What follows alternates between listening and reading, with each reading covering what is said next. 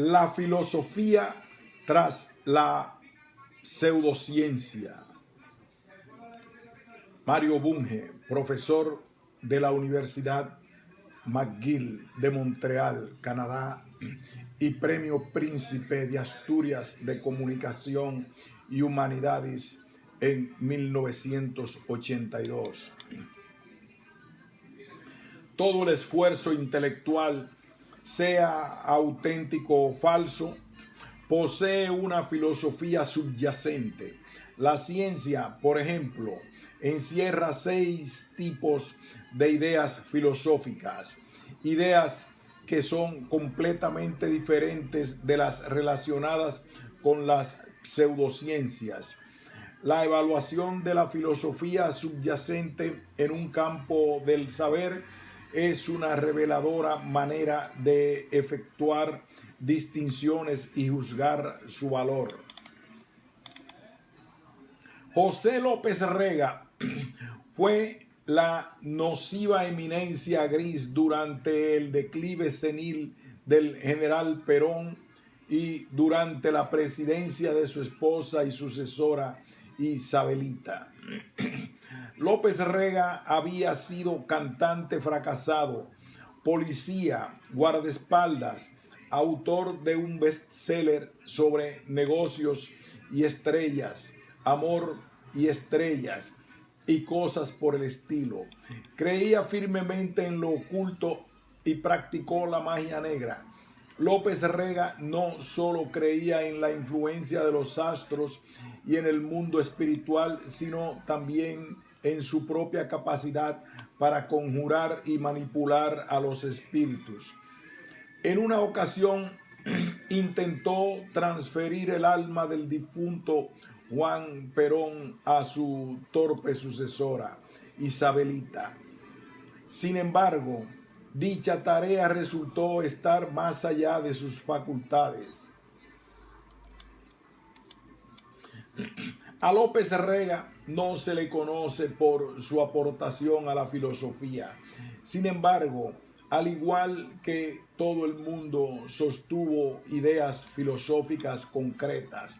Entre estas se hallaban los mitos ancestrales sobre el alma inmaterial, la posibilidad de la cognición paranormal y la existencia de seres sobrenaturales. Estas creencias sustentaron su convicción de que era capaz de influir en el comportamiento de la gente mediante el puro poder de la mente, así como de contactar con poderes más elevados. A cambio, dichas creencias y prácticas le confirieron la autoconfianza, el prestigio y la autoridad necesarios para perpetuar sus siniestras maniobras políticas. Entre otras, fue el organizador del Escuadrón de la Muerte que llevó a cabo innumerables asesinatos y sesiones de torturas de sus rivales políticos durante el período comprendido entre los años 73-76. La mayoría de los científicos, así como la mayoría de los pseudocientíficos, no son conscientes de defender ninguna concepción filosófica. Además, les disgusta que se les diga lo que hacen.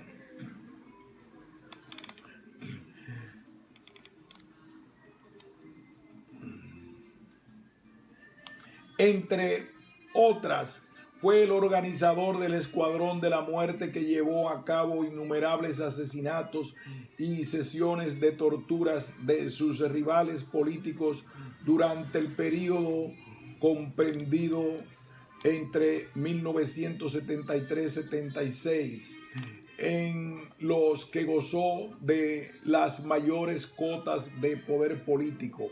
Así, el brujo, como era conocido popularmente el ministro de Bienestar Social, contaba con respaldo de mitos filosóficos milenarios. Todo esfuerzo intelectual, sea auténtico o sea falso, posee una filosofía subyacente, y en concreto una ontología, una teoría del ser y el devenir, y una gnoseología, una teoría del conocimiento. Por ejemplo, la filosofía relacionada con la biología evolutiva es el naturalismo o materialismo, junto con el realismo gnoseológico, una visión según la cual el mundo existe por sí mismo y puede ser investigado. Por contra, la filosofía subyacente al creacionismo, tanto el tradicional como el científico, es el sobrenaturalismo, la forma más antigua del idealismo. Además del idealismo gnoseológico, que implica indiferencia por las pruebas empíricas. Sin duda alguna, la mayoría de los científicos, así como la mayoría de los pseudocientíficos, no son conscientes de defender ninguna concepción filosófica. Además, les disgusta que se les diga lo que hacen, y la más popular de las filosofías de la ciencia respetables de hoy en día, la representada por positivistas lógicos y los seguidores de Popper, afirma que la ciencia y la filosofía se hallan mutuamente disociadas en vez de converger. Sin embargo, esta visión es errónea. Nadie puede evitar emplear una gran cantidad de conceptos filosóficos tales como la realidad, tiempo, causalidad, azar y conocimiento y verdad. Y de vez en cuando todos reflexionamos sobre problemas filosóficos como la naturaleza de la vida, la mente, los objetos matemáticos, la ciencia, la sociedad y el bien. Además, la neutralidad resulta peligrosa, pues enmascara falacias filosóficas en las que podrían caer los auténticos científicos, disuadiéndoles del uso explícito de herramientas filosóficas en sus investigaciones. Dado que no existe consenso sobre la naturaleza de la ciencia y no digamos sobre la pseudociencia, indagaré en las filosofías que acechan tras el psicoanálisis y la psicología computacional. Ciencia, la auténtica y la falsa. Nos interesaremos tan solo en las ciencias y pseudociencias que dicen tener relación con los hechos, tanto de tipo natural como social. Así pues, no nos ocuparemos de la matemática, excepto como herramienta para la exploración del mundo real. Obviamente, este mundo se puede explorar tanto de manera científica como acientífica. En ambos casos, semejante exploración, como cualquier otra actividad humana deliberada, comporta cierta aproximación, es decir, un conjunto de conjeturas generales, un bagaje de conocimiento sobre las cuestiones a explorar y un objetivo, así como un medio o método de trabajo. En cierto sentido, las conjeturas generales, el conocimiento disponible sobre los hechos a explorar y el objetivo dictan conjuntamente los medios o el método a emplear. De ese modo, si lo que vamos a explorar es la mente, si la hemos concebido como entidad inmaterial y si nuestro objetivo es la comprensión de los procesos mentales tal como se hacía en el pasado, el camino más corto es la libre especulación.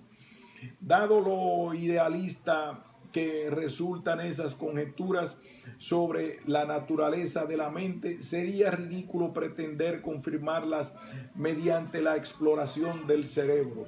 Pero si, por el contrario, se considera que los procesos mentales son procesos cerebrales y si el propósito es la comprensión de los mecanismos subyacentes a los fenómenos mentales, entonces es imprescindible el método científico, particularmente en su faceta experimental. Esta es la base filosófica de la neurociencia cognitiva. Es decir, el que un científico estudie o no el cerebro para entender la mente depende fundamentalmente de su filosofía más o menos tácita sobre la mente. En general, se suele iniciar una investigación escogiendo un ámbito o dominio de hechos. Luego se construye o se da por sentado algunas suposiciones generales. Sobre esto se reúne un corpus con el conocimiento disponible sobre los elementos contenidos en D. Se decide sobre el objetivo y en vista de lo anterior se determina el método de estudio adecuado para D. Por tanto, un proyecto de investigación arbitrario P se esbozará mediante el siguiente quinteto: P igual D, G, C, O, M. La función de esta lista es mantener el hilo de lo fundamental al encuadrar definiciones posteriores. La investigación científica de un ámbito de hechos supone que estos son materiales, legales y escrutables, a diferencia de lo inmaterial, particularmente de lo sobrenatural, que ilegal e inescrutable. La investigación se basa en un cuerpo de hallazgos científicos previos. C. Asimismo, se realiza un objetivo principal de describir y explicar los hechos en cuestión o con ayuda del método científico. M.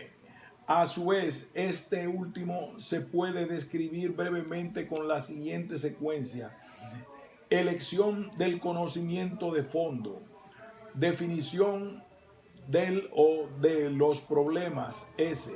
Solución provisional, por ejemplo, hipótesis y técnica experimental, ejecución de pruebas empíricas, observaciones, mediciones o experimentos, evaluación de los resultados del ensayo, corrección eventual de los pasos anteriores y nuevos problemas aportados por el resultado.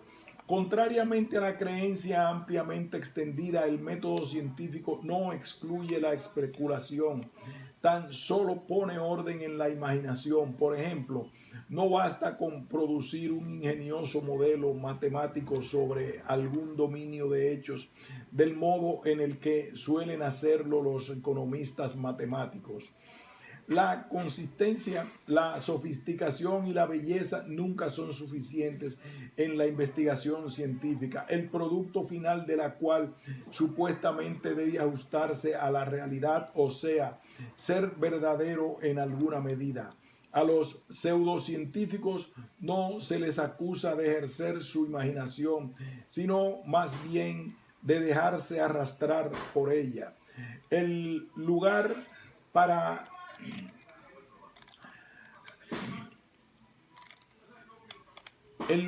la especulación desenfrenada está en el arte, no en la ciencia.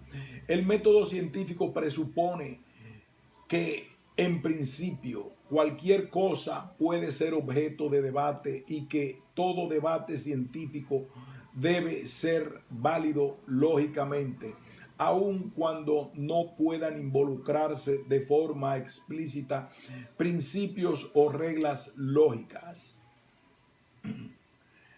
El método científico presupone que, en principio, cualquier cosa puede ser objeto de debate y que todo debate científico debe ser válido lógicamente, aun cuando no puedan involucrarse de forma explícita principios o reglas lógicas. Este método también encierra dos ideas semánticas clave: el significado y la verdad. Los disparates no se pueden investigar. Los disparates no se pueden investigar, por tanto, no pueden ser declarados como falsos.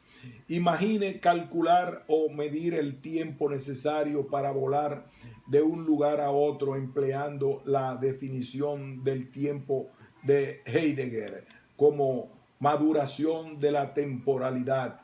Asimismo, el método científico no puede ponerse coherentemente en práctica en un vacío moral. Ahí interviene el ethos de la ciencia básica, lo que Robert K. Merton, 1973, caracterizó como universalismo, altruismo, escepticismo organizado y comunismo epistémico. Compartir el método y los hallazgos. Por último,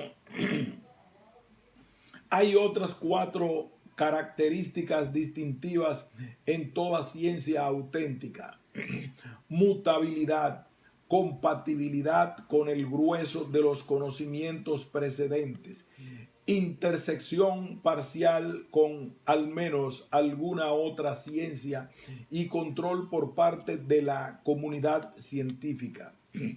La primera condición deriva del hecho de que no existe ninguna ciencia viva sin investigación, y la investigación suele enriquecer o corregir el fondo del de los conocimientos. En suma, la ciencia se va modificando, es eminentemente mutable.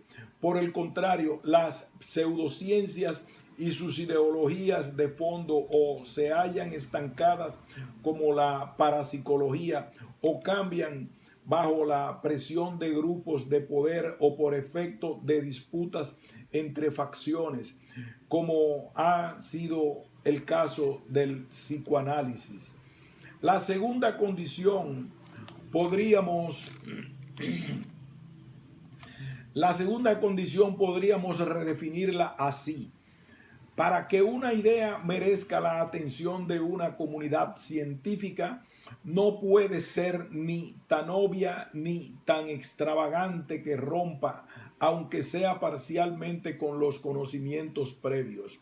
La compatibilidad con dichos conocimientos es necesaria, no solo para depurar las especulaciones, sino también para comprender la nueva idea y poder evaluarla.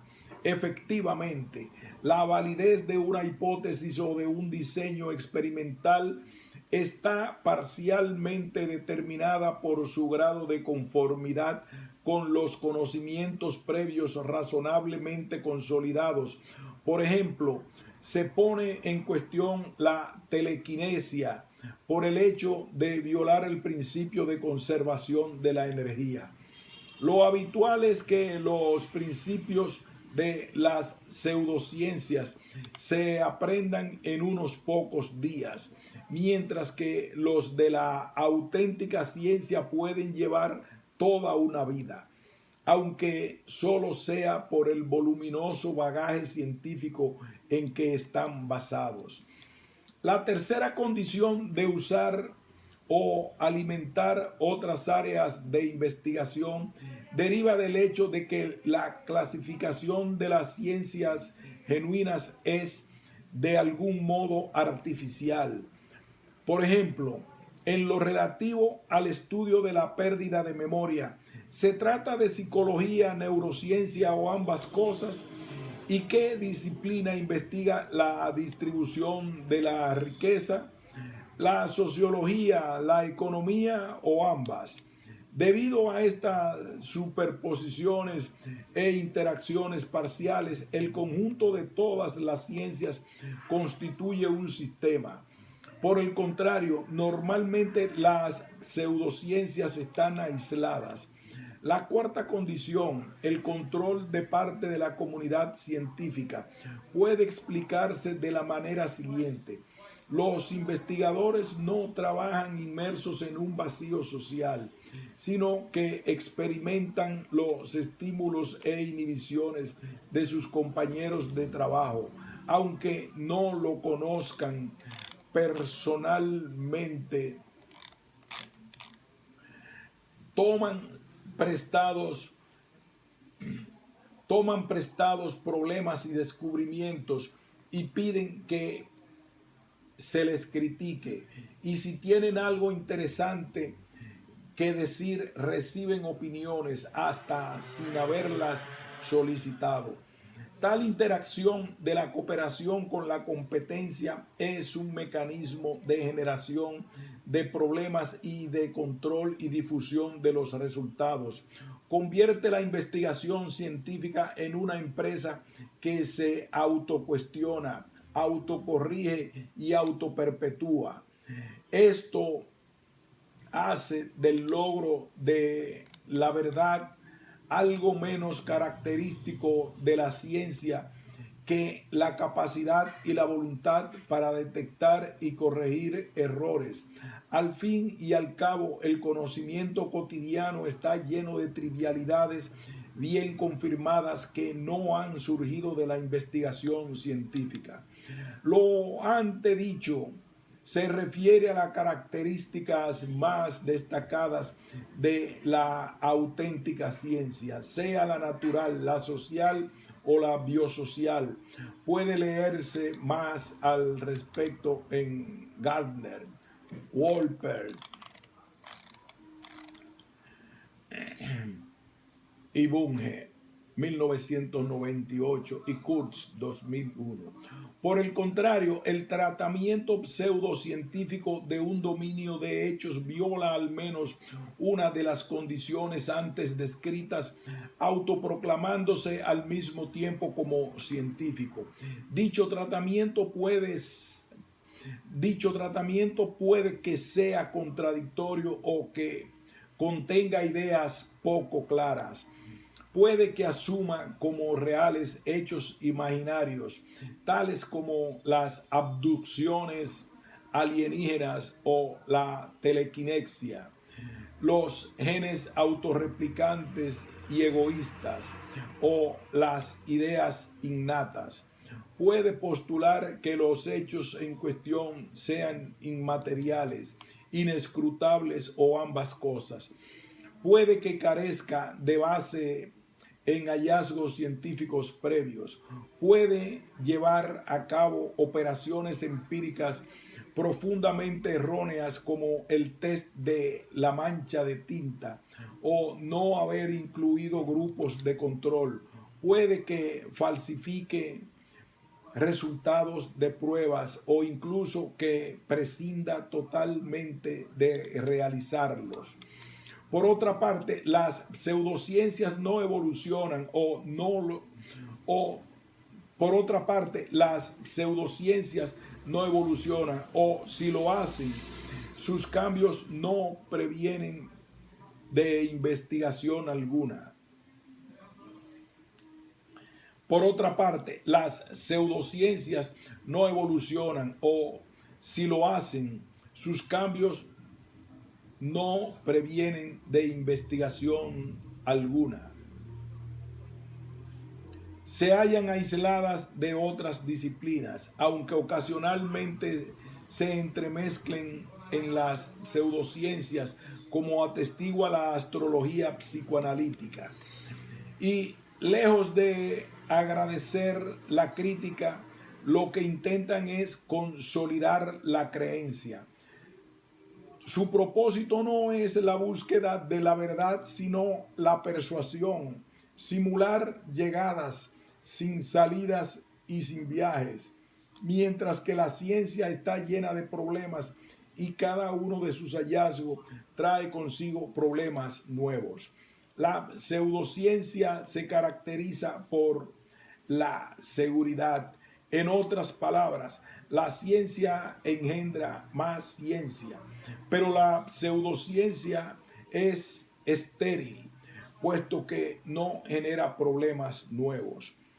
En resumen, el principal problema de la pseudociencia yace en que su investigación es o bien profundamente defectuosa o bien inexistente. Esa es la razón por la cual la especulación pseudocientífica, contrariamente a la investigación científica, no ha proporcionado ni una sola ley sobre la naturaleza o la sociedad. Hasta aquí una descripción somera sobre la ciencia verdadera y la ciencia falsa. Apliquemos nuestro análisis ahora a un par de interesantes casos recientes: la química física y la neuropsicología. Dos casos: la autoorganización y el subconsciente. Nuestro primer ejemplo es el tratamiento de los sistemas autoorganizados, conjuntos complejos que consiguen autoensamblarse en la ausencia de fuerzas externas. La autoorganización de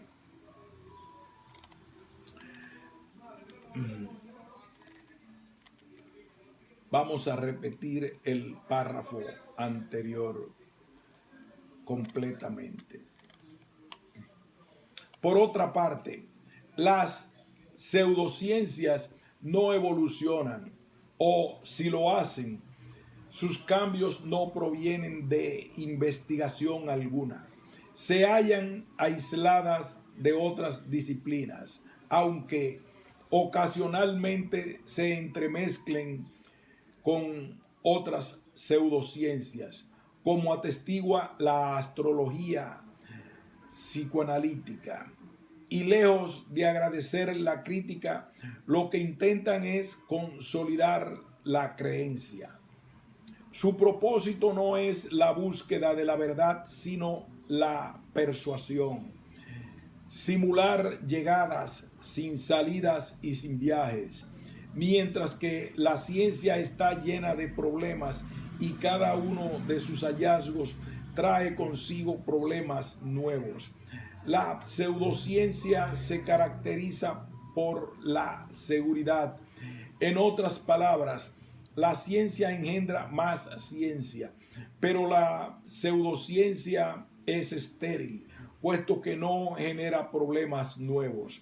En resumen, el principal problema de la pseudociencia yace en que su investigación es o bien profundamente defectuosa o bien inexistente.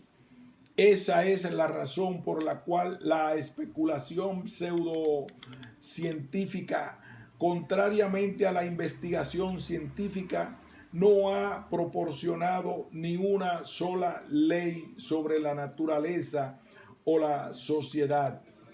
Hasta aquí la descripción somera sobre la ciencia verdadera y la ciencia falsa. Apliquemos nuestro análisis ahora a un par de interesantes casos recientes: la química física y la neuropsicología. Dos casos: la autoorganización y el subconsciente. Nuestro primer ejemplo es el tratamiento de los sistemas autoorganizados, conjuntos complejos que consiguen autoensamblarse en ausencia de fuerzas externas. La autoorganización, la morfogénesis biológica en particular, es un proceso maravilloso, pero apenas comprendido. No es de extrañar que haya sido objeto de muchas especulaciones pseudocientíficas, adornadas de expresiones rimbombantes, pero vacías, como fuerza constructiva, entelequia, elan vital, campo morfogenético, autopoiesis y otras por el estilo. Todos esos factores se suelen considerar como algo inmaterial y por tanto fuera del alcance de la física y la química, y ni se han descrito en detalle ni han sido objeto de experimentación en laboratorio. Por tanto, hablar de dichos factores es pura verborrea, la mera agitación de una varita mágica. Por el contrario, la aproximación científica a la autoorganización es práctica, pero también imaginativa. Veamos un ejemplo reciente de esta aproximación. La obra de Adams, Doig, Keller y Fraden, 1998. Unos coloides, diminutas varitas y esferas fueron suspendidos aleatoriamente en tubos capilares de vidrio sellados, luego se dejaron a merced de sus propios sistemas y se observaron bajo el microscopio. Las varitas eran virus y las esferas bolas de plástico. A los primeros se los cargó negativamente y a los últimos positivamente. Tras algún tiempo, la mezcla se separó espontáneamente en dos o más fases homogéneas. En función de las condiciones experimentales, una fase podía consistir en capas de varitas que se alternaban con otras de esferas, o las esferas podían ensamblarse en columnas. Paradójicamente, las variaciones de segregación se explican por la repulsión entre partículas cargadas, lo cual intuitivamente evitaría la aglomeración de partículas con la misma carga.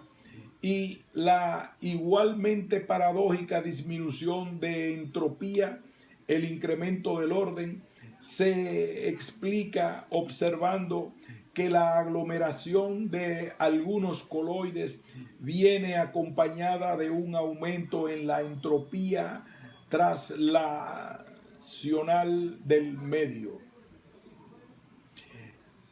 Y la igualmente paradójica disminución de entropía, el incremento del orden, se explica observando que la aglomeración de algunos coloides viene acompañada de un aumento de la entropía translacional del medio. En cualquier caso, el proceso global puede explicarse en términos estrictamente naturalistas. Al mismo tiempo, los autores advierten que sus resultados no concuerdan con la teoría pertinente, ni tampoco, por supuesto, con ningún sistema físico general. Tal ausencia de conclusión perfecta es característica de la auténtica ciencia, a diferencia de la pseudociencia, donde todo está prefabricado desde el principio. Un segundo ejemplo se halla en el estudio del inconsciente. Se ha escrito mucho sobre el particular, la mayoría desde el terreno especulativo, desde que Sócrates dijera ser capaz, mediante un hábil interrogatorio, de descubrir el conocimiento matemático implícito en un joven esclavo analfabeto. Gracias al bestseller de Edward von Hartmann, Die Philosophie des Überbewussten, el tema ya era popular en 1900, cuando Freud propuso sus extravagantes fantasías por primera vez. Entre otras, Freud entronizó el inconsciente y se adjudicó poderes causales que supuestamente intervenían en cantidad de fenómenos inexplicados, como los lapsus linguae y el mítico complejo de Edipo. Pero, por supuesto, jamás ni a él ni a ninguno de sus seguidores se les ocurrió aproximarse a esta materia de manera experimental. El estudio científico de los procesos mentales inconscientes, el estudio científico de los procesos mentales inconscientes comenzó hace un par de décadas con el estudio de pacientes con doble personalidad y visión ciega. Desde entonces, diversas técnicas de visualización del cerebro, como el escáner PET y la resonancia magnética funcional, han hecho posible discernir si una persona siente o sabe algo incluso antes de que sepa lo que siente o que lo sabe. Además, esas técnicas permiten localizar tales procesos mentales de una manera no invasiva. Tenemos un ejemplo en el trabajo de Morris, Oman y Dolan, 1998, que, como no es de extrañar, no cita ningún estudio psicoanalítico. Veámoslo. La amígdala es un minúsculo órgano cerebral que siente emociones tan básicas y ancestrales como el miedo o la ira. Si sufre algún daño, la vida emocional y social de una persona puede quedar gravemente limitada. La actividad de esta amígdala se puede motorizar mediante un escáner PET.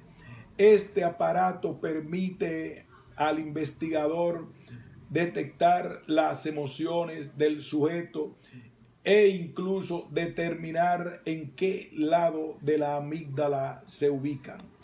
No obstante, la, dicha actividad neuronal puede que no alcance el nivel de conciencia. En tal caso, tenemos que acudir al escáner cerebral. Por ejemplo, si un sujeto humano normal se le muestra brevemente un rostro enojado como estímulo principal e inmediatamente se le enseña una máscara inexpresiva, dirá haber visto esta última, pero no recordará haber visto la anterior. Sin embargo, el escáner nos cuenta una historia distinta. Nos revelará que si el rostro enfadado ha sido asociado a un estímulo aversivo como ruido blanco de alta intensidad, el estímulo principal activará la amígdala, aun cuando el sujeto no recuerde haberlo visto. Resumiendo, la amígdala conoce cosas que el órgano de la conciencia, sea el que sea o donde quiera que se encuentre, no conoce. Los psicoanalistas podrían emplear este mismo método para medir la intensidad del odio de un hombre hacia su padre, pero no lo hacen porque no creen en el cerebro. Su psicología es idealista y por tanto no cerebral. Encontrará más información sobre este tema en la sección 4. El número de ejemplos de pseudociencia abarca hasta donde querramos. La astrología, la alquimia, la parapsicología, la caracterología, la grafología, la ciencia, la creación del diseño inteligente, la ciencia cristiana, la rabomancia, la rabdomancia, la homeopatía y la memética generalmente se consideran pseudociencias. Ver, por ejemplo, Kurtz, Randy y The Skeptical Inquirer. Por contra, que es el psicoanálisis y la psicología computacional sean ciencias falsas no es tan ampliamente aceptado. Es por lo que las examinaremos en la sección 3. Pero en primer lugar, echemos un breve vistazo a la filosofía y veremos qué parte de la misma también es falsa. La filosofía procientífica y anticientífica. La caracterización de la investigación científica descrita anteriormente comprende ideas de 6 tipos: lógicas, semánticas, ontológicas, noseológicas, concretamente metodológicas, éticas y sociológicas. De forma más explícita, encierra la noción de consecuencia lógica y de coherencia lógica. Las nociones semánticas de significado y de verdad, los conceptos ontológicos de hecho real y de ley real, patrones objetivos, los conceptos noseológicos de conocimiento y prueba, el principio de la honradez intelectual, la noción de comunidad científica. ¿Y por qué es esto así? Porque la investigación científica es, en pocas palabras, la búsqueda honrada del saber auténtico sobre el mundo real, concretamente sobre sus leyes, con la ayuda de medios tanto teóricos como empíricos, en concreto el método científico, y porque en todo cuerpo del saber científico se le supone una coherencia lógica y debe ser sujeto de discusión racional en el seno de una comunidad de investigadores. Todas las expresiones en cursiva se dan en discursos metacientíficos.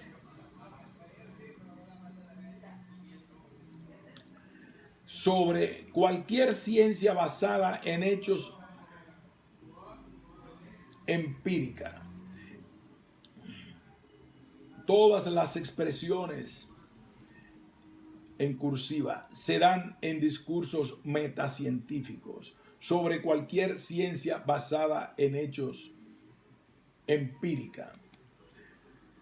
Y la disciplina encargada de dilucidar y sistematizar los conceptos correspondientes es la filosofía.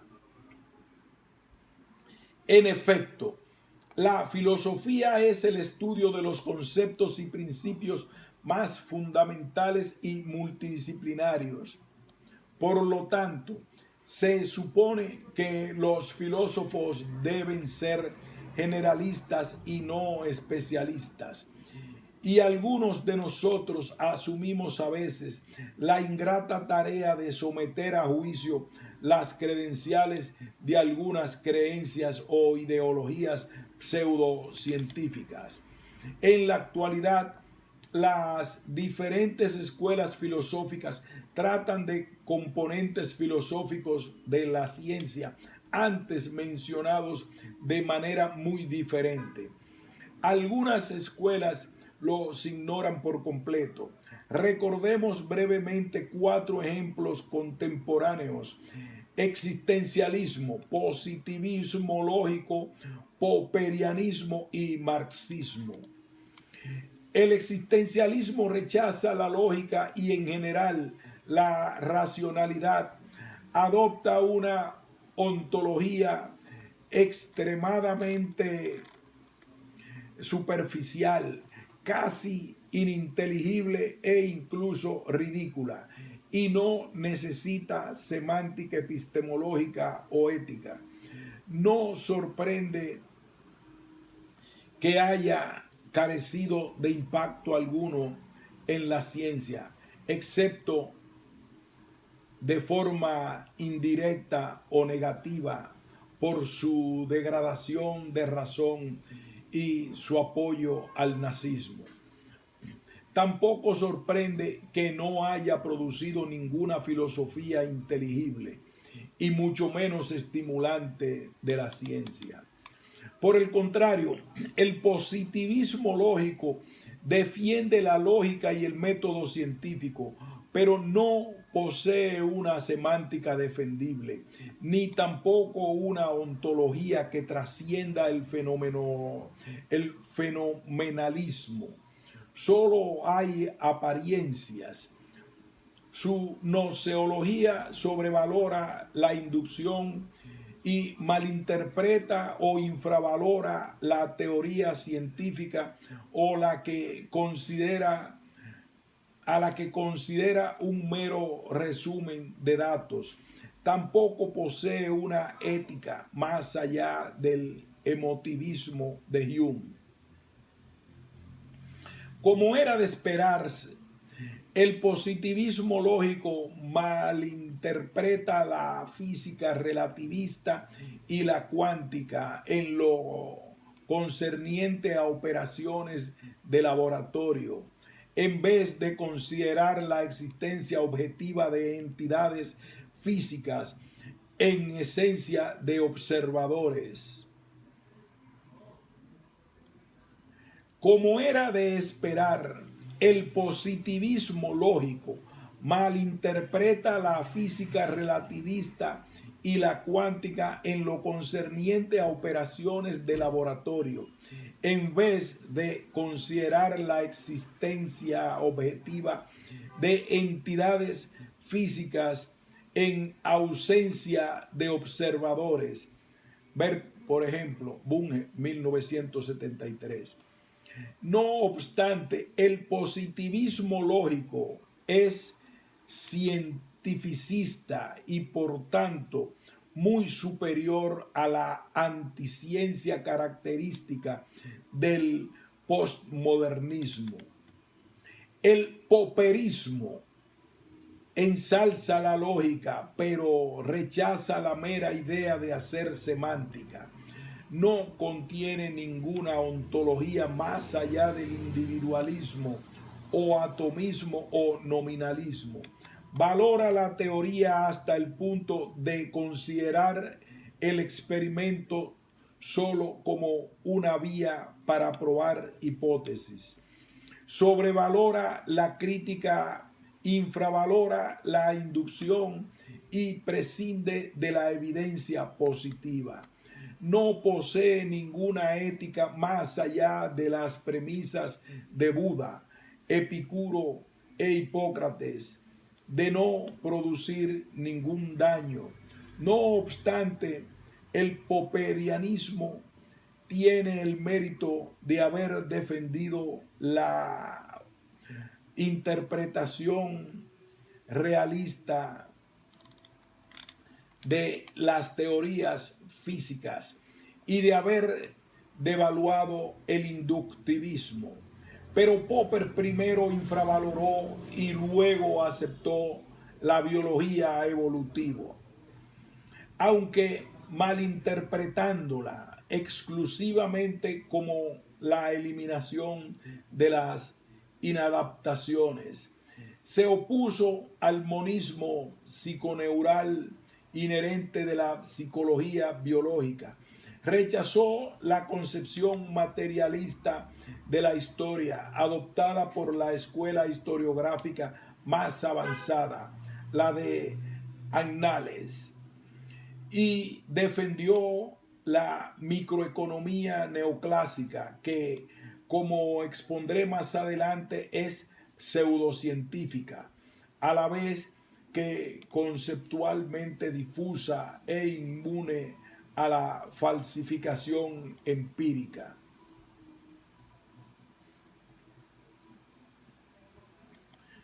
En cuanto al marxismo, ha presentado algunas ideas revolucionarias en ciencias sociales, concretamente la concepción materialista de la historia y la centralidad del conflicto social. Sin embargo, el materialismo marxista es estrechamente economicista, infravalora el papel de la política y la cultura, en concreto de la ideología. Además, el marxismo, siguiendo a Hegel, confunde la lógica con la ontología. Por lo tanto, adolece de una escasa lógica formal. Su ontología materialista se difumina tras las penumbras románticas de la dialéctica, tales como el principio de unidad de los contrarios. Su noseología es el realismo ingenuo, la teoría del conocimiento como reflejo, que no deja sitio a la naturaleza simbólica de las matemáticas o de la física teórica. Idealiza los conjuntos sociales en detrimento de los individuos y sus aspiraciones legítimas. Exagera el impacto social de la percepción y adopta la ética del utilitarismo, que prescinde de la investigación desinteresada, por no hablar del altruismo. No sorprende que al hallarse en el poder, los filósofos del materialismo dialéctico se hayan opuesto a algunos de los descubrimientos científicos más revolucionarios de su época: la lógica matemática, la teoría de la relatividad, la mecánica cuántica, la genética, la teoría sintética de la evolución y la neuropsicología post-pavloviana. En resumen, ninguna de esas cuatro escuelas encaja con la filosofía inherente a la ciencia. Mi propuesta es que cualquier filosofía capaz de comprender y promocionar la investigación científica reúne las características siguientes: lógica, coherencia interna y cumplimiento de las reglas de la inferencia deductiva, aceptación de la lógica y la inducción como medios heurísticos, sin afirmar a priori la invalidez de los argumentos analógicos o inductivos. Semántica: teoría realista del significado como referencia, propuesta, denotación y, a diferencia de la extensión, unida al sentido de la connotación, y una concepción realista de la verdad fáctica acerca de los hechos, como adecuación de una proposición a los hechos a los que se refiere. Ontológica: a materialismo, naturalismo. Todas las cosas reales son materiales, poseen energía y se ajustan a algunas leyes causales, probabilísticas o ambas. Los procesos mentales son procesos cerebrales y las ideas en sí mismas, aunque sean verdaderas o útiles, son ficciones. B. Dinamicismo: todos los objetos materiales se hallan en flujo. C. Sistemismo: toda cosa es un sistema y un componente potencial o real de un sistema. D. Emergentismo: todo sistema tiene propiedades sistémicas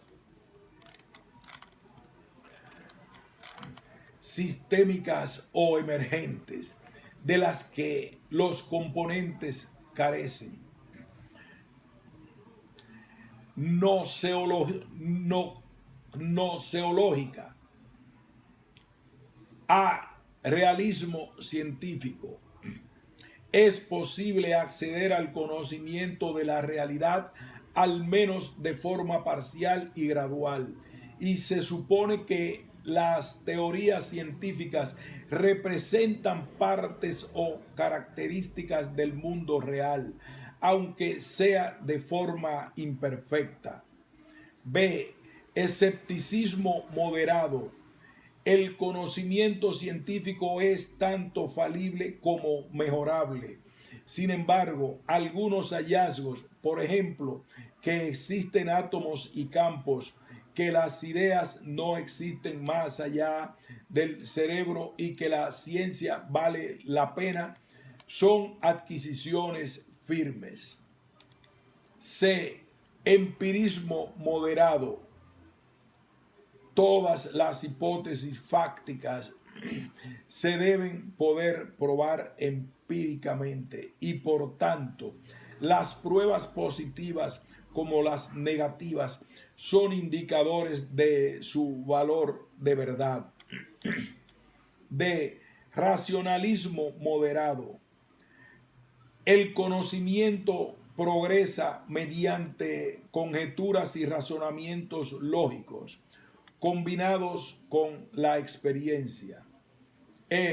Cientificismo.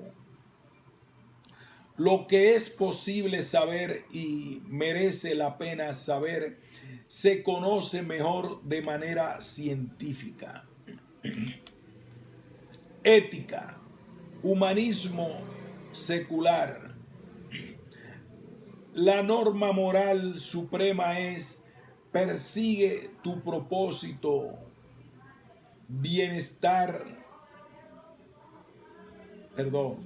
ética, humanismo secular.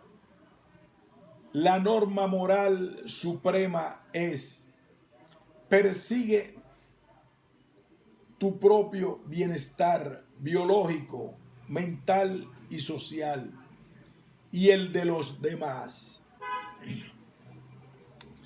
Esta máxima prescribe que la investigación científica debe satisfacer tanto la curiosidad como la necesidad y abstenerse de causar daños innecesarios.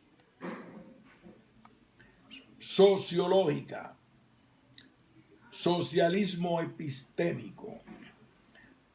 La labor científica, aunque sea artesanal, es social, por cuanto se ve unas veces estimulada y otras inhibida por compañeros de trabajo y por el orden social del momento, y el árbitro provisional, por lo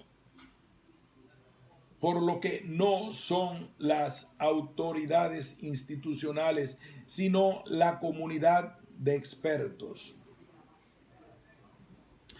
Sociológica.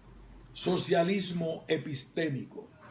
La labor científica, aunque sea artesanal, es social, por cuanto se ve unas veces estimulada y otras inhibida por compañeros de trabajo y por el orden social del momento. Y el árbitro provisional no son las autoridades institucionales, sino la comunidad de expertos. Cada una de dichas comunidades prospera con los logros de sus miembros y eso facilita la detección y corrección de errores.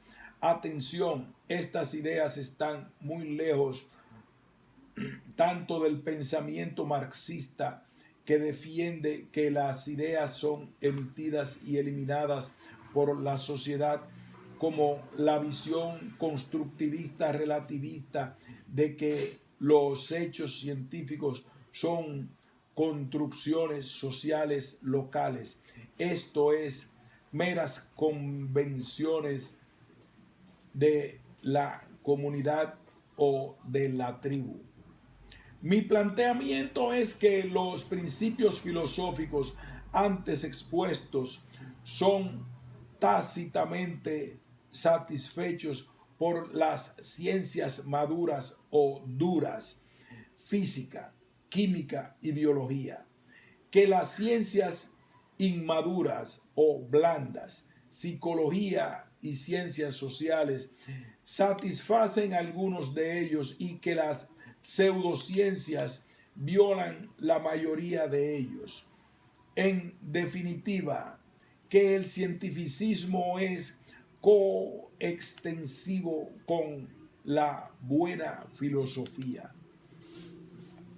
Además, la razón por la que las pseudociencias se parecen a la religión hasta el punto de que algunas son un sustituto de esta, es que comparten una filosofía, el idealismo filosófico, que no debemos confundir con idealismo moral.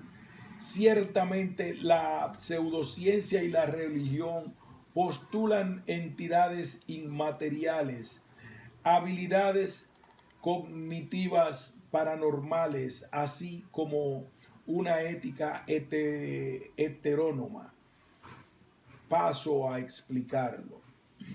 Cada religión posee un núcleo filosófico y las filosofías inherentes a la religión comparten los siguientes principios idealistas. A. Ontología idealista. Existen entidades espirituales autónomas como las almas y las deidades que no se ajustan a ninguna ley científica. B. Gnoseología idealista. Algunas personas poseen habilidades cognitivas que escapan del ámbito de la psicología experimental, la inspiración divina, la perspicacia innata o la capacidad de percibir entidades espirituales o profetizar sucesos sin la ayuda de la ciencia. C. Ética heterónoma. Todo el mundo se halla sujeto a poderes sobrehumanos, inescrutables e inamovibles, y nadie tiene la obligación de justificar sus creencias mediante experimentos científicos. Los tres componentes filosóficos comunes para religión y pseudociencia están en desacuerdo con la filosofía inherente a la ciencia.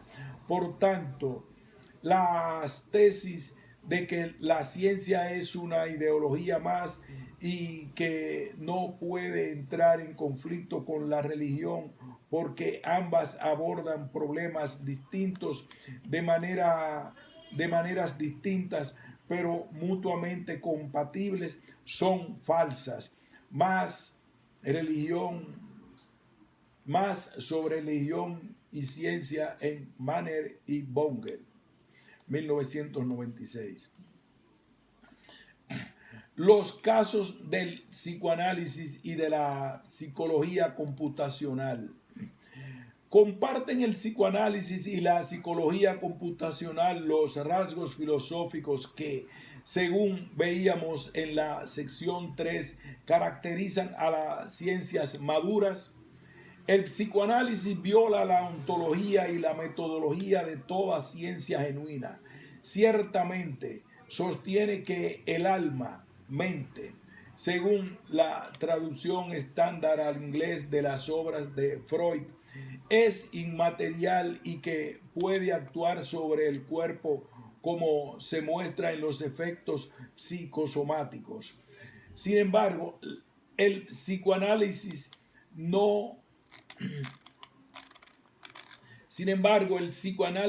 supone ningún mecanismo mediante el cual una entidad inmaterial pueda alterar el estado de otra material. Simplemente afirma que se da el caso.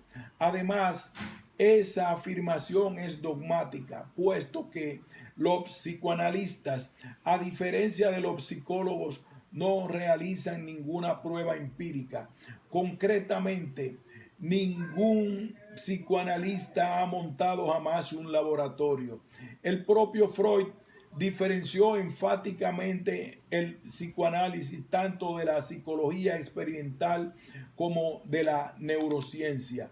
para conmemorar el primer centenario de la publicación de la interpretación de los sueños de Freud, el International Journal of Psychoanalysis publicó un informe realizado por 6 analistas de Nueva York, Vigan y alumnos 2000, que supuestamente informaron de la primera prueba experimental del psicoanálisis en un siglo de existencia.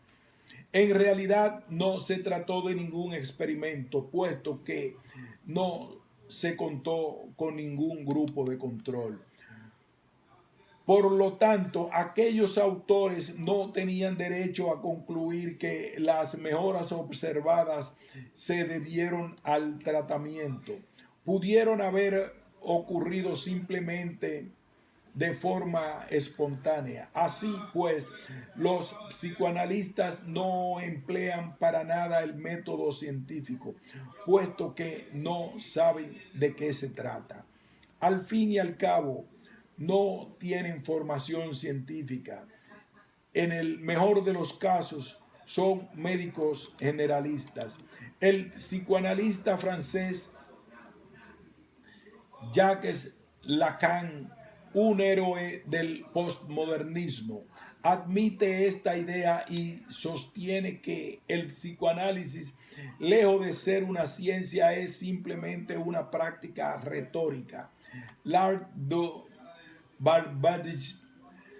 Al final, dado que los psicoanalistas sostienen que sus conclusiones son tanto reales como efectivas sin haberlas sometido al ensayo experimental o a pruebas clínicas rigurosas, difícilmente pueden afirmarse que procedan con honradez intelectual por la que se supone deben regirse los científicos, aunque ocasionalmente cometan deslices. En suma, el psicoanálisis no está cualificado para considerarse una ciencia. Contrariamente a la creencia general, no es siquiera una ciencia fallida, puesto que prescinde del método científico e ignora los contraejemplos. Se trata simplemente de charlatanería psicológica. Contrariamente a la creencia general, no es, en suma, el psicoanálisis no está cualificado para considerarse una ciencia. Contrariamente a la creencia general, no es siquiera una ciencia fallida, puesto que prescinde del método científico e ignora los contraejemplos. Se trata de simplemente de charlatanería psicológica. La psicología computacional afirma que la mente consiste en una serie de programas informáticos que en principio pueden implementarse en cerebros o en máquinas, o quizás incluso en fantasmas. Así, esta popular escuela adopta la visión funcionalista de que la materia no tiene importancia, tan solo importa su función. Esta visión está fomentada por ontologías idealistas, donde la ciencia solo investiga cosas concretas a varios niveles: la física, la química, la vida, pensante o no pensante, o lo social. Además, los computacionistas cometen una petición de principio al dar por sentado que ciertos procesos mentales son actos computacionales. No tienen ninguna prueba de que los procesos mentales sean computacionales. Se limitan a aseverar esa tesis. Pero estas Pero esta tesis es falsa, puesto que ni los procesos emocionales ni los creativos son algorítmicos y solamente son una fracción de los procesos cognitivos. Por ejemplo, no pueden haber ningún algoritmo para la actuación espontánea, para plantear problemas originales, para formular hipótesis originales, para conformar analogías fructíferas o para diseñar artefactos originales como algoritmos, máquinas u organizaciones sociales radicalmente nuevos. Efectivamente, todo algoritmo es un procedimiento para realizar operaciones.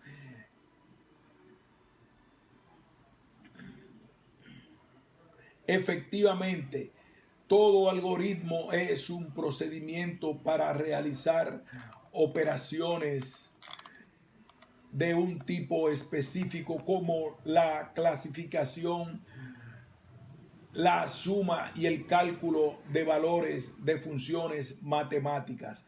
Por el contrario, los descubrimientos científicos originales no pueden ser determinados con precisión anticipadamente.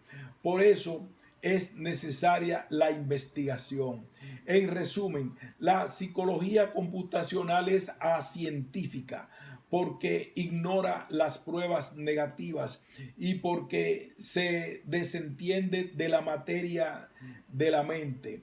El cerebro que crea el pensamiento, consecuentemente, se aísla a sí misma con respecto a la neurociencia y a la ciencia social, y el aislamiento disciplinar es un indicador fiable de la falta de cientificidad.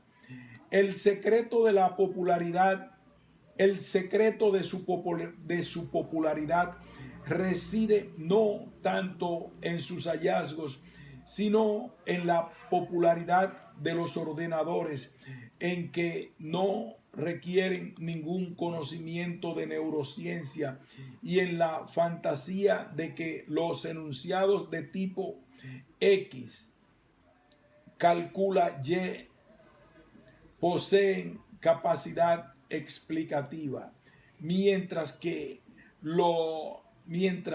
de hecho estas solo enmascaran nuestra ignorancia sobre los mecanismos neuronales. Recordemos que no hay explicación verdadera sin mecanismo y que todo mecanismo es material.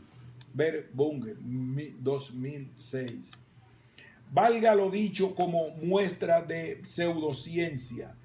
El tema de su filosofía subyacente es fascinante y vasto y básicamente inexplorado. Ver, sin embargo, Flew, 1987. Pensemos tan solo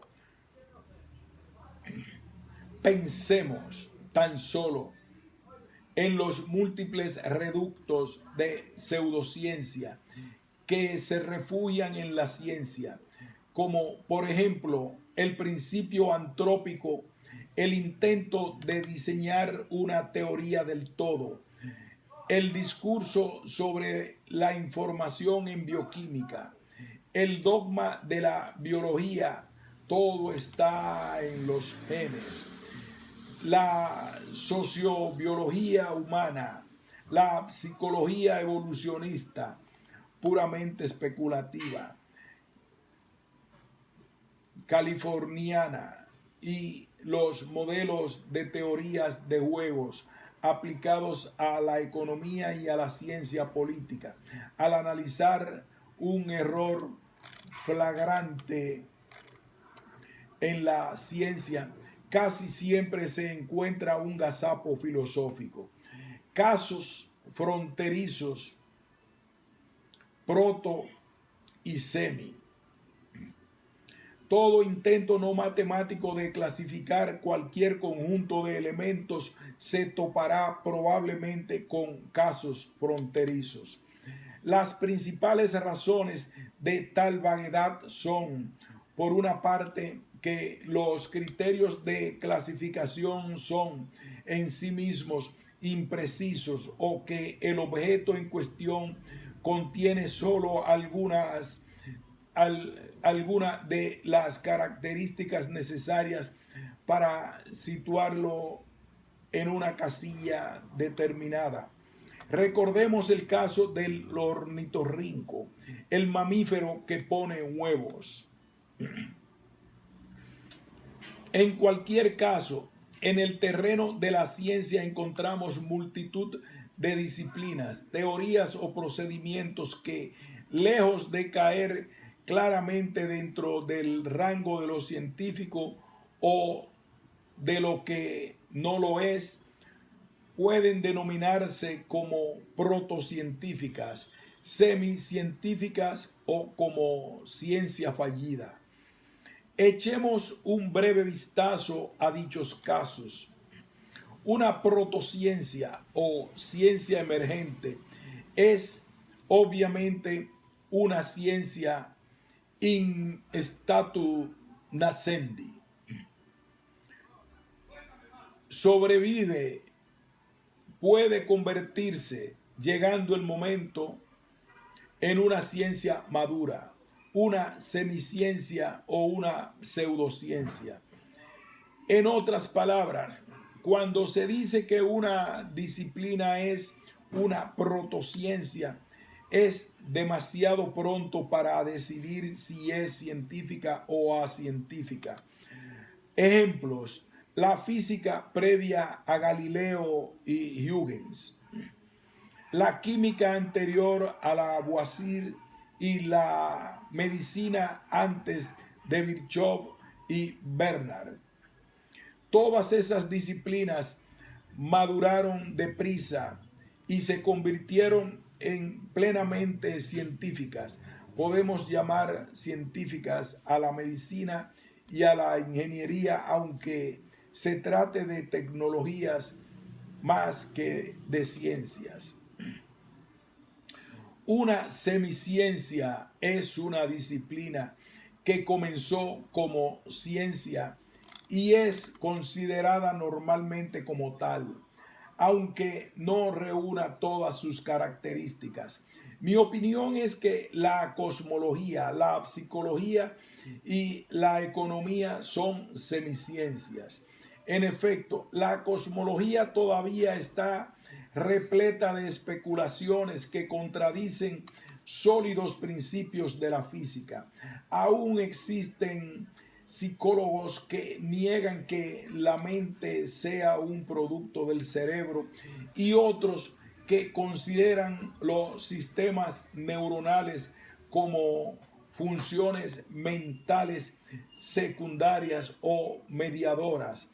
Y por supuesto, muchos de los llamados premios Nobel de Economía, que de hecho son premios Nobel del Banco de Suecia, se otorgan a inventores de modelos matemáticos que no tienen ningún reflejo en la realidad económica.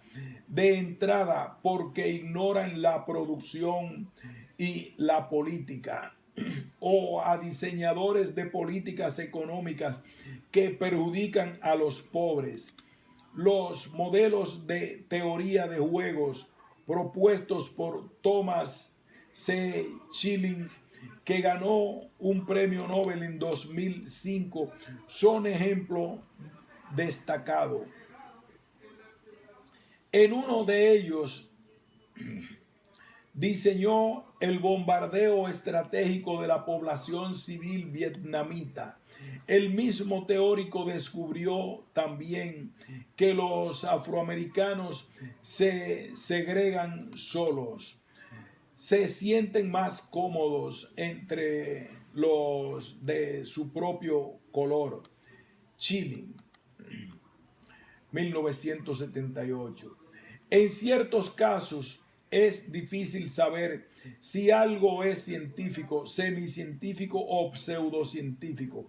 Por ejemplo, la gran mayoría de los físicos del siglo XIX consideraban que el atomismo era una pseudociencia, dado que solamente producía evidencias indirectas en pro de la hipótesis atómica. Peor aún, ya que no existía ninguna teoría concreta acerca de los átomos en sí mismos, el atomismo era muy difícil de comprobar y tan solo era mediante predicciones de mecánica estadística. Pero la teoría se convirtió en científicamente respetable casi de forma súbita, como consecuencia de la teoría de Einstein sobre el movimiento browniano y la confirmación experimental de la misma por Perrin. Tan solo los positivistas más conservadores como Ernst Mach se opusieron al atomismo hasta el final. Otro ejemplo, la teoría cuántica es sin duda un paradigma del éxito de la ciencia de alto nivel, pero la interpretación de Copenhague de esa teoría es pseudocientífica, puesto que sitúa al observador en el centro de del universo, ya que supone que todos los sucesos físicos son consecuencia de procesos de laboratorio. El que esta tesis sea descaradamente falsa se demuestra por el hecho de que la teoría es válida para las estrellas, que por supuesto son inhabitables, y porque no contienen ningún postulado que describa a los observadores. Mas sobre el tema en Bunge 1973, Wagner 2001. La teoría de cuerdas es un tema sospechoso. Parece científica porque aborda un problema abierto que es a la vez importante y difícil, como la construcción de una teoría cuántica de la gravitación. Por esta razón y porque ha estimulado las matemáticas, está atrayendo a los cerebros jóvenes más brillantes. Pero la teoría postula que el espacio tiene 6 o 7 dimensiones en vez de 3, solamente para garantizar la coherencia matemática. Dado que esas dimensiones extra no son observables y que la teoría se ha resistido a la confirmación experimental durante más de 3 décadas, tiene visos de ciencia ficción o al menos de ciencia fallida. El caso de la frenología, la ciencia de las protuberancias craneales, resulta instructivo. Proponía una hipótesis materialista comprobable, según la cual todas las funciones mentales eran funciones cerebrales localizables con precisión. Pero en vez de ensayar experimentalmente esta excitante hipótesis, los frenólogos la explotaron exitosamente en ferias y otros lugares del entretenimiento. Iban por ahí palpando el cráneo de la gente y diciendo haber localizado los centros del altruismo, del amor a la progenie, de la imaginación y cosas por el estilo. La aparición de la neurociencia moderna puso fin a la frenología. El descrédito de la frenología arrojó dudas sobre el localizacionismo radical. El descrédito de la frenología arrojó dudas no solo sobre el localizacionismo radical, sino también sobre los intentos científicos de cartografiar la mente dentro del cerebro. En concreto, los dispositivos de imagen cerebral inventados a lo largo de las 3 décadas pasadas fueron recibidos con escepticismo al principio, porque el mero hecho de intentar localizar procesos mentales sonaba a frenología.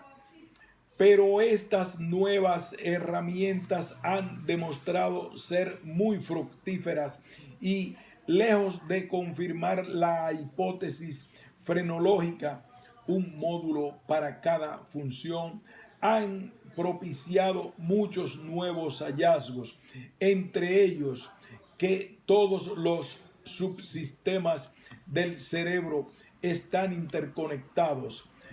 Si una herramienta o una teoría conduce a descubrimientos importantes, no puede ser pseudocientífica, puesto que uno de los signos de la pseudociencia es el de estar construida alrededor de una vieja superstición. Finalmente, un aviso de cautela. La mayoría de nosotros desconfiamos de teorías o herramientas radicalmente nuevas, y esto ocurre por algunas de estas dos razones: por la inercia intelectual o porque es necesario cuestionar a todo recién llegado para asegurarnos que no es un impostor. Pero debemos evitar confundir ambas razones.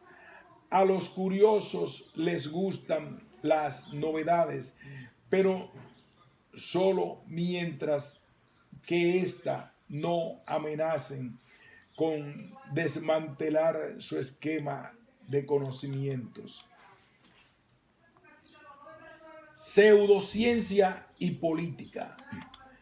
La pseudociencia es siempre peligrosa porque contamina la cultura, y cuando concierne a la salud, la economía o la política ponen en riesgo la vida, la libertad o la paz. Pero, por supuesto, la pseudociencia es extraordinariamente peligrosa cuando goza del apoyo de un gobierno, una religión organizada o grandes corporaciones. Nos bastará un puñado de ejemplos para ilustrar este punto.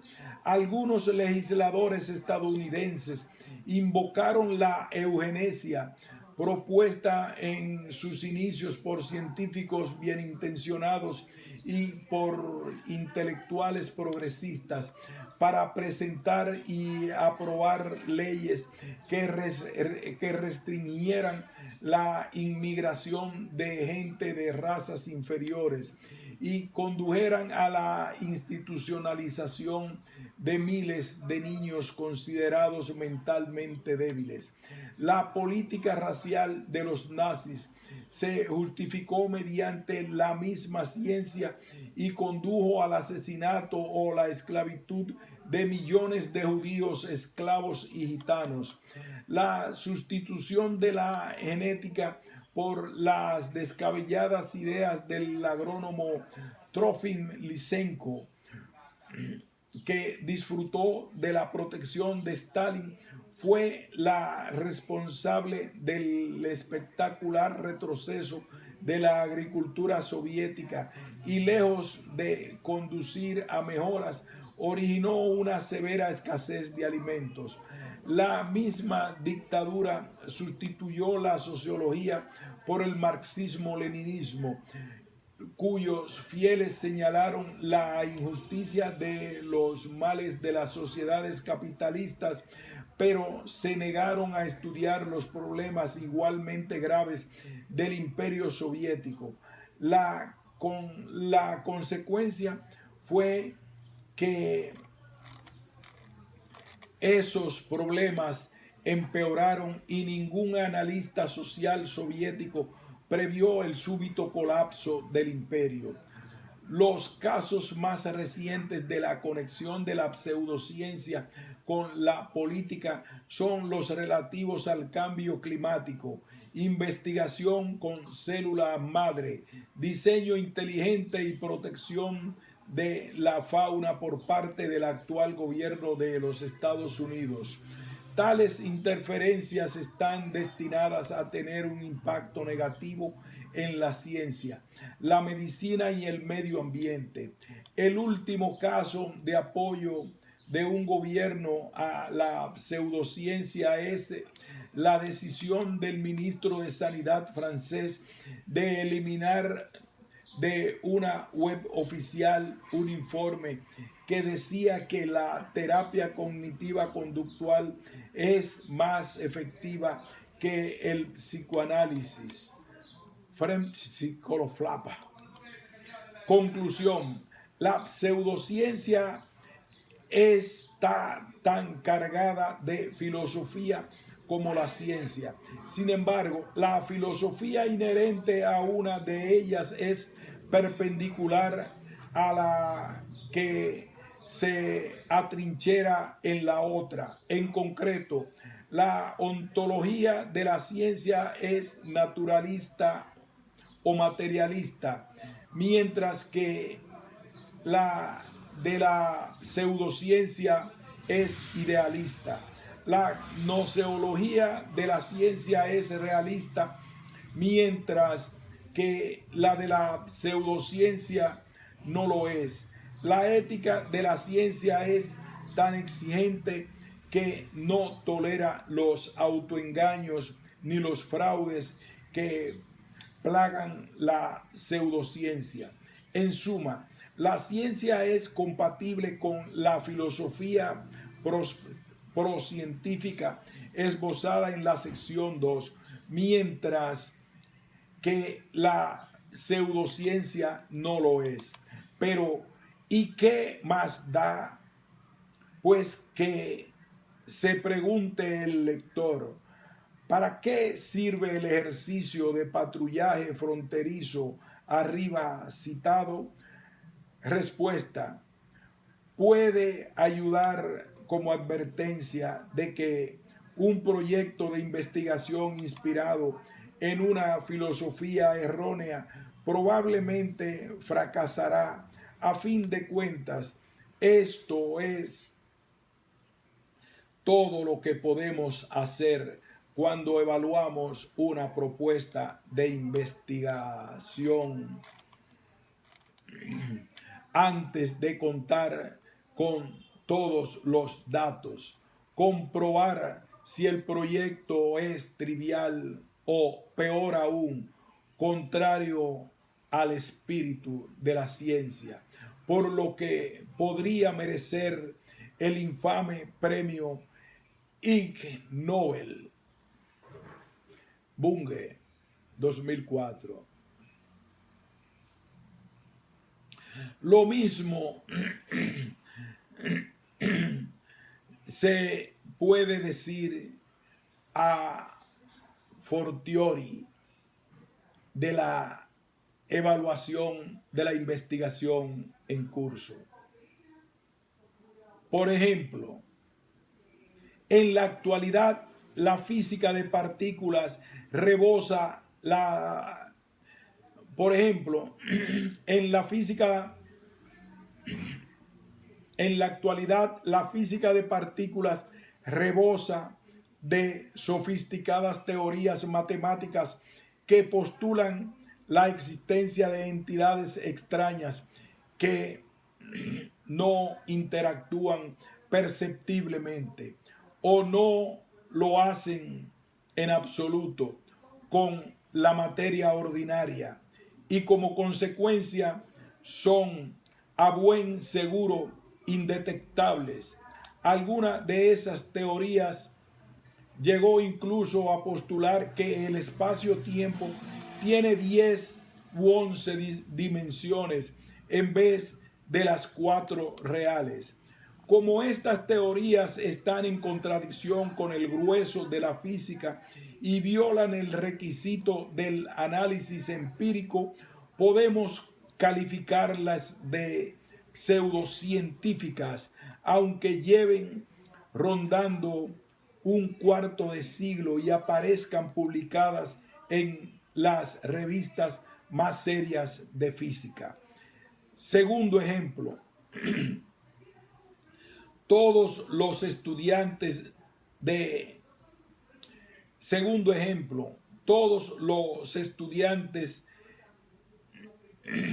de económicas y gestión empresarial deben estudiar microeconomía neoclásica.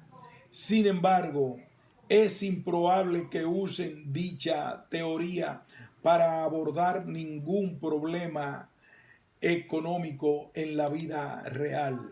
La razón de semejante inutilidad es que algunos de los postulados de la teoría son abiertamente irreales y otros excesivamente difusos, luego difícilmente comprobables. En efecto, la teoría supone que todos los actores del mercado son libres, mutuamente independientes, perfectamente bien informados, igualmente poderosos, inmunes a la política y completamente racionales, o sea, capaces de elegir la opción que con mayor probabilidad maximizará la utilidad esperada.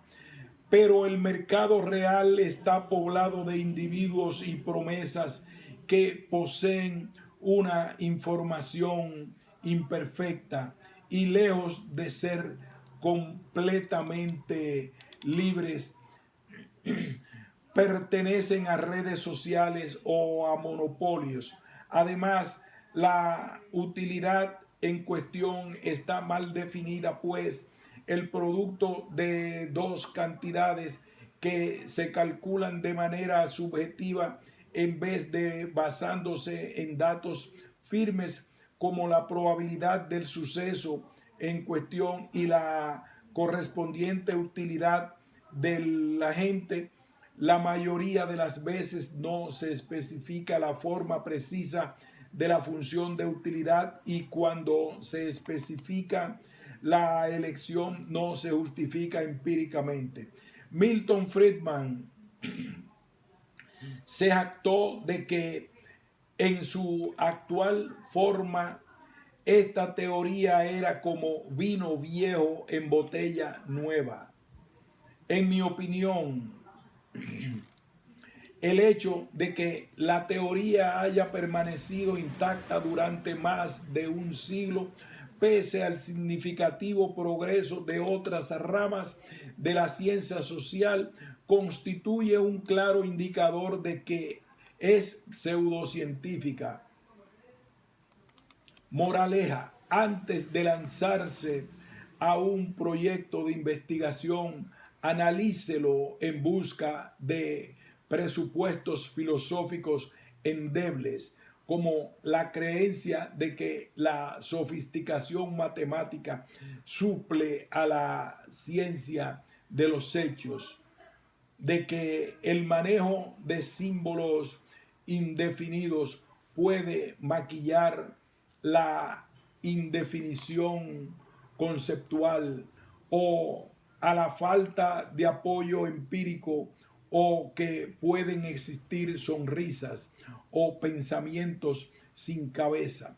Resumiendo, dígame qué filosofía es la que utiliza no la que profesa, y le diré lo que vale su ciencia. Y dígame qué ciencia es la que usa, no con la que dice estar de acuerdo, y le diré lo que vale su filosofía. Traducción de Jesús M. Villaro, del original de Mario Bunge, de Philosophy Behind Pseudoscience. Corrección de Rafael González del Solar, publicado con todos los permisos. Notas.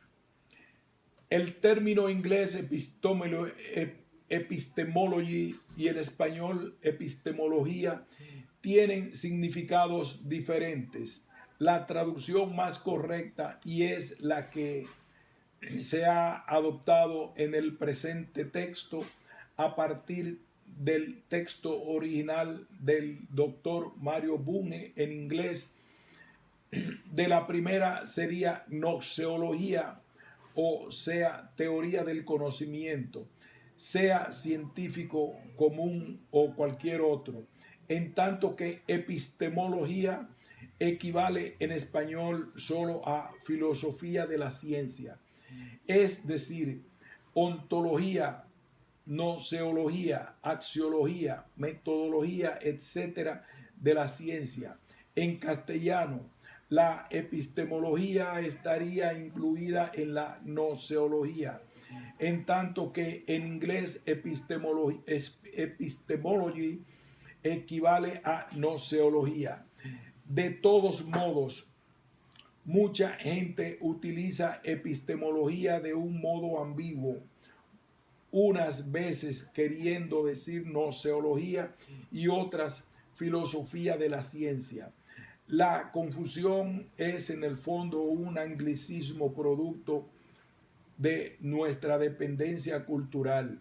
El diccionario de la RAE ayuda algo en la clarificación, aunque al final veremos que no del todo. Así, en el epistemología sería la doctrina de los fundamentos y métodos del conocimiento científico. Sin embargo, si se busca gnoseología, encontramos que en tanto que su primera acepción es teoría del conocimiento en general, su segunda acepción es epistemología.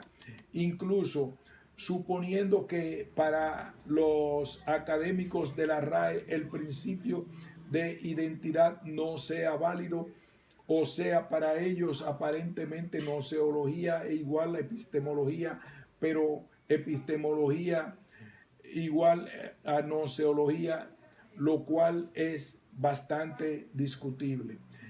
Desde nuestro punto de vista, su prescripción va contra lo que el uso sugiere, ya que en todo caso sería al revés, dado que casi nadie usa gnoseología como epistemología, en tanto que mucha gente usa epistemología como gnoseología, además de como filosofía de la ciencia, que es la excepción correcta. Nota del corrector. La visión ciega es una adolescencia, perdón. 2. La visión ciega es una dolencia consistente en que el paciente ve, pero no es consciente de ello. Nota del corrector. Fin de este ensayo.